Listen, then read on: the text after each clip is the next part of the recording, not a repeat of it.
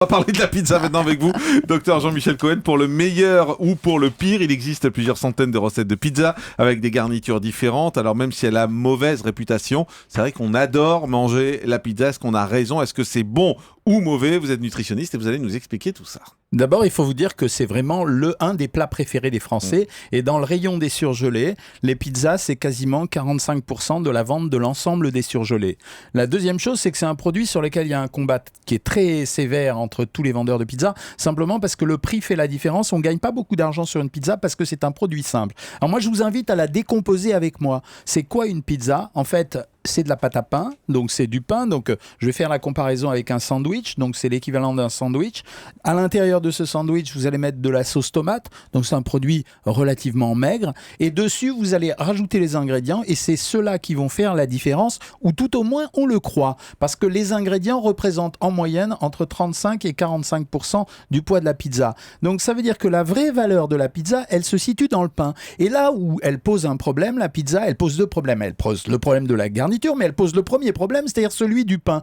Est-ce que vous seriez capables, les uns les autres, de manger une baguette entière avec de la tomate, du fromage et du jambon? Non. Eh bien, c'est le problème de la pizza. Quand vous regardez les pâtons qui sont vendus dans les pizzerias, ils font en moyenne 220 grammes. Et 220 grammes, c'est à peu près l'équivalent d'une baguette. Donc, toute la valeur calorique de la pizza, elle se situe à l'intérieur du pain. Mais je croyais que le pain, ça faisait pas grossir. Quand on mangeait du pain sans mettre de beurre et sans rien mettre, c'est... Mais si vous mangez 250 grammes de pain, ça représentera quand même 600 calories. Si vous en mangez 500, mais c'est juste de la farine et de l'eau, calories. Mais oui, mais c'est des sucres lents. Donc le pain, la valeur calorique de la pizza, elle va résider essentiellement dans la pâte à pain. Et puis après, derrière, c'est la garniture. On peut passer soit d'une garniture détendue, ça veut dire la pizza classique, avec un peu de fromage qui n'en est pas d'ailleurs quand vous l'achetez en surgelé, et puis un peu de jambon dessus, jusqu'à la pizza qu'on a déclinée dans tous nos pays et dans d'autres pays, avec des pizzas au merguez, des pizzas au saumon, des pizzas n'importe comment, avec les champions de la pizza qu'on voit maintenant dans les pizzerias parisiennes qui mettent du foie gras,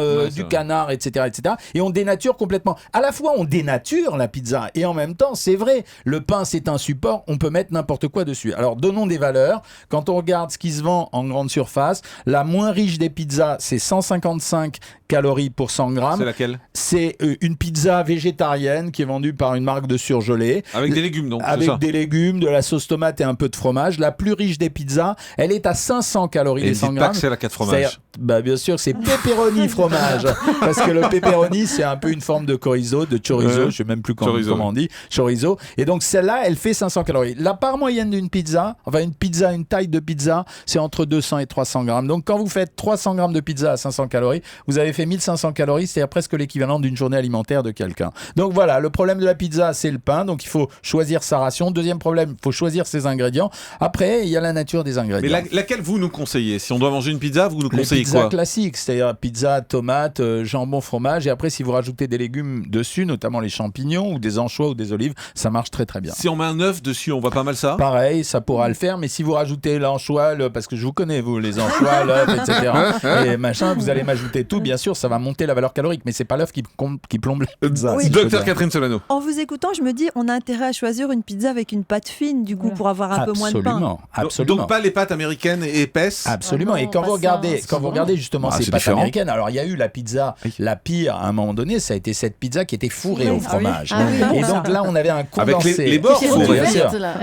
Non, c'est la fermée ou celle qui a les bords fourrés? C'était celle qui avait les bords, parce que non seulement vous aviez du pain supplémentaire, mais en plus vous aviez du fromage qui était bien gras. Parce que la pizza originelle, elle n'est pas grasse. C'est un produit, on ne dépasse pas les 10 grammes de lipides pour 100 grammes. C'est pas un produit gras. Donc c'est un produit qui est sain à deux conditions. Un, de prendre une portion qui n'excède pas les 300 grammes. Deuxièmement, de ne pas s'éclater sur les ingrédients en mettant trop de fromage ou trop de charcuterie à l'intérieur. Je vois des gens par exemple qui mangent pas les bords de la pizza. Oui, faut pas manger le tour. Ça fait, faut pas manger le tour. Mais ça, c'est vrai que ça fait économiser quelques calories de sucre. Oui. Mais ça fait partie. Les gens qui font ça sont des gens qui en général sont au régime ou contrôlent de très près leur alimentation ou ont des problèmes de poids. Mais c'est ceux qui utile n'ont pas ou de pas problème de poids, ils mangent tout et en plus. Mais c'est utile ou pas, honnêtement? Non, c'est pas utile. Le vrai problème de la pizza, en réalité, c'est que derrière une pizza, on trouve peu de pizza au pain complet. Donc ça veut dire que derrière une pizza, il faudrait rajouter des fibres et il faudrait être capable de finir par une salade de fruits au lieu de prendre un tiramisu.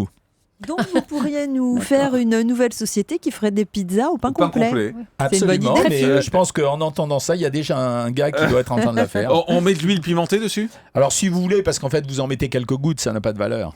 Non mais donc la pizza idéale, c'est une pâte fine avec des légumes et peu de fromage, c'est ça ? Avec un peu de fromage, un peu de jambon, parce qu'il faut qu'il y ait quand même des protéines dessus, ou un œuf si vous voulez, et un peu de légumes si vous y arrivez, parce que si vous rajoutez les légumes, alors là c'est le plat parfait. C'est l'équivalent d'un sandwich dans lequel je prendrais poulet crudité. Et là, ça fonctionne très très bien, et il n'y a pas à stigmatiser. Dans les régimes en général, je mets toujours deux choses, soit une part de pizza, mais j'explique que cette part de pizza ne doit pas dépasser 200 grammes parce que les gens sont au régime, soit j'utilise les pizzas individuelles du commerce, que certaines marques font, qui sont effectivement à 200 grammes, avec des taux caloriques qui sont convenables, et ça fait des repas aux alentours de 450 calories, et ça s'intègre à un régime, c'est ça qui est intéressant. Donc ça veut dire que ça supprime les interdits. Vous avez dit quelque chose tout à l'heure qui m'a interpellé, vous avez dit souvent quand on achète une pizza en supermarché au fromage, c'est pas du fromage qu'il y a dessus. Oui, parce qu'il y a une course au prix dans l'alimentation, c'est-à-dire que les gens, ils ont toujours eu l'impression que c'était normal de vendre pas cher pour fabriquer du fromage qui n'en est pas, ou vous trouvez de la mozzarella qui soit de la vraie mozzarella d'origine. Même chez les pizzaiolos, vous n'en trouvez plus. Ils achètent en général des grands sachets de produits qui sont des succédanés de mozzarella, c'est-à-dire qu'on a recomposé de la mozzarella en mélangeant de la poudre de lait, de l'eau, des matières grasses et en mettant un peu d'arôme. Donc c'est un produit fromager, c'est vrai, on peut pas dire puisqu'il y a du lait, mais c'est pas la mozzarella comme vous l'imaginez, et très peu de gens mettent encore de la mozzarella parce que la pizza reviendrait trop cher. Alors chez les distributeurs, c'est encore pire parce qu'ils vont mettre la préparation fromagère, le jambon, vous aurez le droit à des tranches de jambon qui sont dans l'épaule, c'est-à-dire un peu grasses, et puis on va vous montrer, je l'ai déjà montré sur des émissions de télé sur France 5 notamment, on va vous mettre 2-3 feuilles à droite à gauche, on va colorer la pizza, on va avoir affaire à un styliste de la pizza, et en réalité vous aurez une pizza avec 65% de pain, c'est-à-dire on vous a vendu du pain, 35% d'une garniture qui vaut que dalle, mais par contre vous avez une étiquette dessus, mais alors génial. Donc si j'ai bien compris, pour résumer, on préfère les pizzas aux pâtes fines, les pizzas qui ont des légumes dessus et juste un petit peu de fromage. Voilà, un peu de fromage. Et des protéines. Voilà, et des protéines dessus, c'est-à-dire soit l'œuf, soit le jambon, soit le fromage. Les pizzas donc avec les merguez, avec tous ces trucs-là, on évite. Elles vous sont exclusivement réservées, Jean-Marc. Non, mais j'ai vu, il y a aussi... Non, mais c'est pas l'esprit de la pizza. Hein, il y a aussi des pizzas avec de la raclette dessus. On vous met des pommes de terre, du fromage à raclette. Oui, c'est ça. J'ai vu ça, c'est livré à domicile. Mais écoutez, je m'adresse là solennellement à tous les vendeurs de kebab. Faites-nous la pizza kebab. Donc, et ça aussi, ça serait possible. Vous pouvez mettre n'importe quoi sur un support de pain.